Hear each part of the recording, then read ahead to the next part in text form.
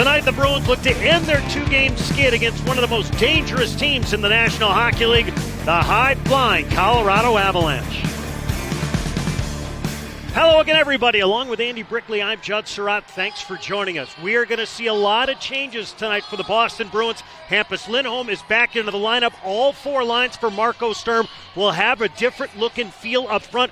And, Brick, one of the things that Sturm mentioned, he felt like he needed a little bit more balance, but you could sense some moves were coming. Yeah, and when you talk about the forward group, Judd, in particular, we'll get to the defense in a minute because it hasn't been good enough. But as far as the forwards are concerned, when you play quality teams like a Colorado, like a Vegas, your top six need to be more impactful in a positive way. We'll keep an eye on that tonight.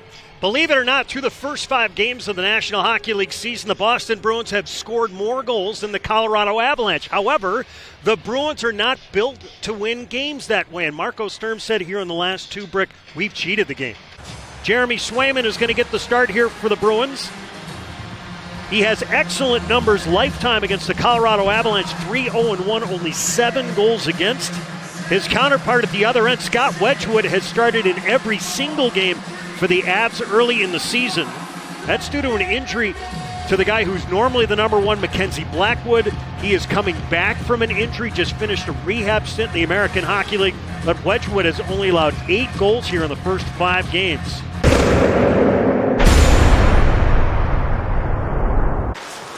Corrali. McAvoy shot deflected just wide of the far post. Bruins get it back. McAvoy, plenty of room. Here it comes. Center, they score! Johnny Beecher! He took that slap pass and delivered it home.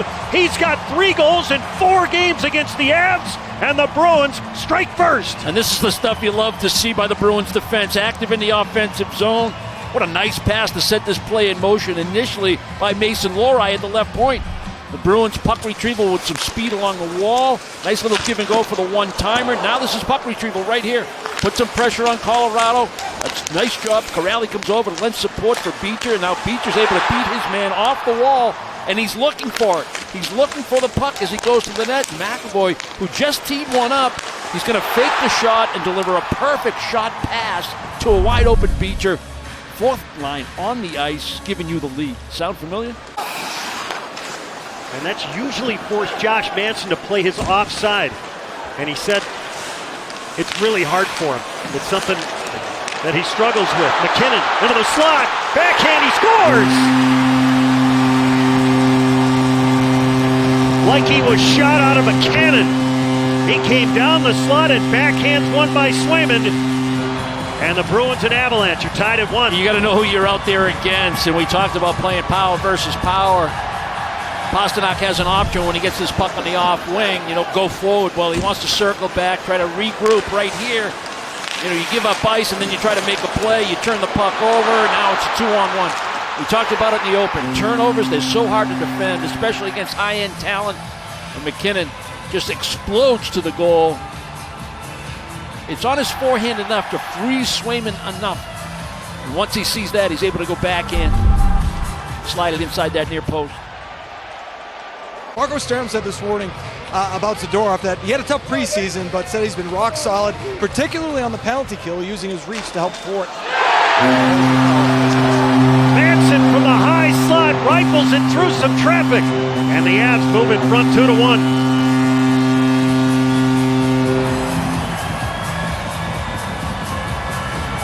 Judd, you mentioned the 4 right shots on D for Colorado, and you got Josh Manson playing the offside with Burns on his normal side. But in the offensive zone, on faceoffs, that's an advantage. A clean win, D to D, one-timer with traffic. You got a moving screen in front. You got guys trying to block the shot out further, and the puck gets by everybody, including Swayman. 2-1 Colorado. The trailer, Corrali wasn't expecting the pass. Corrali wanted to come towards Zacha and crisscross with him. 10 seconds remaining here in the period as Landeskog got knotted up with Corrali, and down he went. 4 seconds remaining. Nichushkin lost the puck, kicked it to the corner. Horn's going to sound, and that's going to do it for the opening 20 minutes of play. So it looked promising for the Bruins. They got out to a 1-0 lead, but then they allowed 2. Yeah, too many turnovers. It wasn't an abundance, like it wasn't just constant. but there was still too many. And when Marco Sturm talked about it after the loss to Vegas, Judd, he said it's not just the new guys and the inexperienced guys, it's the veterans. And that was the case in the first period as well. Here's Makar. Last year he had 12 goals on the power play from the blue line. The nearest defenseman in the league had 5. McKinnon sifts his way through, swerves, and then send it up top. Makar to Olofsson. That's his specialty. Olofsson backs it off. 2-time 20-goal scorer. Both of them coming with Buffalo. Up top to Makar. Almost fumbled it. Watched by Kastelik. McKinnon spins. Left of the net. Jam shot out in front. Nature's denied by Swayman. Can the Bruins get command of it? Kastelik will rip it down. Taves, Makar. Watched up top by Pasternak. He'll shake to the far circle. Back of the net. Out in front. Turn, shoots, Swayman. Read it, stopped it. Then he gave a little slug. It looked like to Parker Kelly out in front. A guy who likes to stir the pot. I mean, Makar is just so talented. He's difficult to handle one-on-one. The Bruins have to switch out high when he takes the puck from one side to the other. Pasternak releases, Lindholm picks it up. And now when he uses the back of the net, now there needs to be another switch. It doesn't happen until a little too late. And Makar is able to get to a forehand. And now he's got options. He can go short side high, far low, wherever he wants to go with that puck. There's nobody's really in front of him. And Swayman's got to make a big-time save. Swayman now having a discussion with Wes McCauley. See some of the action out in front. McAvoy briefly lost his stick, picks it back up. McKinnon gets by Zacha to the slot, chopped free, and cleared all the way down by Lindholm. Nice cave in by Sean Corrali there in the high slot. Good defensive awareness. Wholesale changes on the penalty kill for Marco Sturm's team. Natchez works around a moving screen. McKinnon dangles his way in, shoots! This one ramps up and over the glass. A dish to Landeskog, turned over. Peach will rip it all the way down. Wedgwood out to play it. Just had a problem back of the net with Lindholm. 10 seconds left in the kill for the Bruins. McKinnon up top to the slot. Shoots! Swayman fought it off! Just over his left pad. 5 seconds left in the period. Bruins back to full strength. Landeskog got knocked out of the way out in front. The Bruins clear it all the way down. And that's going to do it for the middle frame. The Bruins spent almost the entire period in their own zone, but it's a one-goal hockey game. In their own zone and in the penalty box. And Swayman, one more real important save at the very end, just before the buzzer. McKinnon doing his magic. Able to shake inside, gets that puck in the shooting area, gets over by the dot. Swayman's got to fight that one off. But I'll tell you, third period, the offensive guys for the Bruins, they ought to be well rested.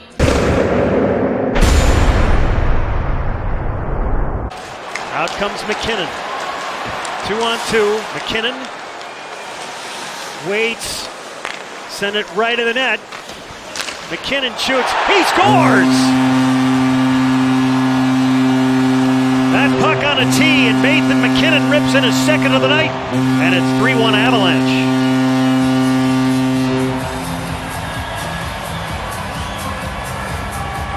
Now this starts in the offensive zone again, Judd. The Bruins can't manage the puck in the offensive zone, and here come the Avalanche right there. Pasternak can't make a play on it. I mean, this is going to be an entry every time with McKinnon carrying the puck. He draws people to him. Somebody gets open. It's a simple give and go from below the goal line. We talked about being too spread out in the last 2 losses against Tampa. I mean, there's enough white and gold jerseys in that defensive zone to protect, but they don't pick up people. They don't get close enough to McKinnon, and it's a bullet blocker side.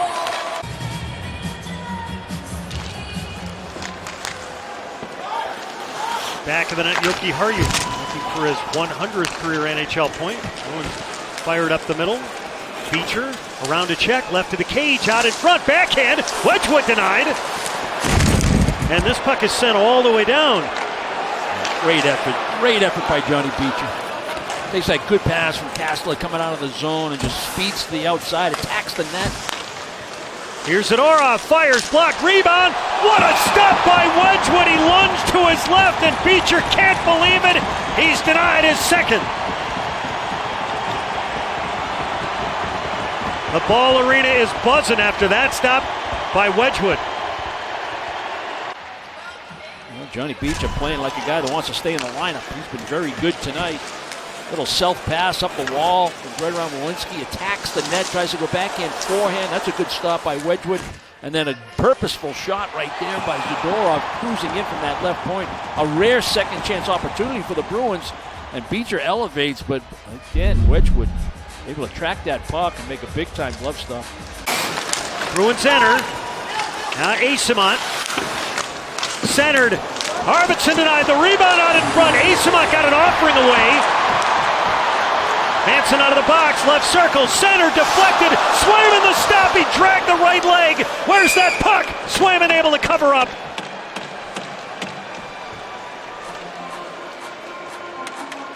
A key stop by the Bruins tender to keep this game in range.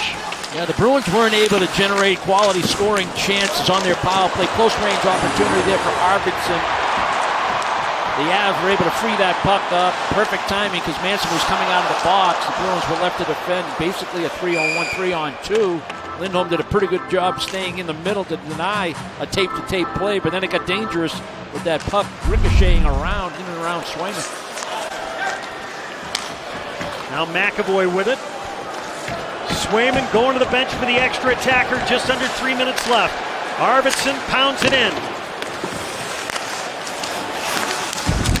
Beecher on the ice for this. Digging away. Rewarded by Marco Sturm for this chance. This puck driven up the middle and down, they score. And from long range, an empty net goal by Marty Necas. And it's 4-1 Colorado. You know, we haven't talked a lot about it tonight, Judd, but the inability of Boston to connect with their passing. You know, even the easy passes weren't there tonight. It's part of the reason you didn't get much offense in this hockey game. And this is another play where you have possession of the puck, you try to pass it through somebody instead of making a higher percentage. I know it happens quick and there's people right on top of you, but you turn the puck over and Necas from long distance finds the empty net. The Boston Bruins, after winning their first 3 games of the year, are going to drop their subsequent next 3 games. They're 0-2 thus far here on the trip, and it'll end tomorrow in Salt Lake City against the Mammoth. Middlestad with 28. Ripped in by Lori. These 2 teams will see one another a week from today in Boston. And that'll close out the season series. Avalanche lift the puck back into the Bruins end. 8 seconds remaining in this one. Zadorov's got it. And that's going to wrap it up.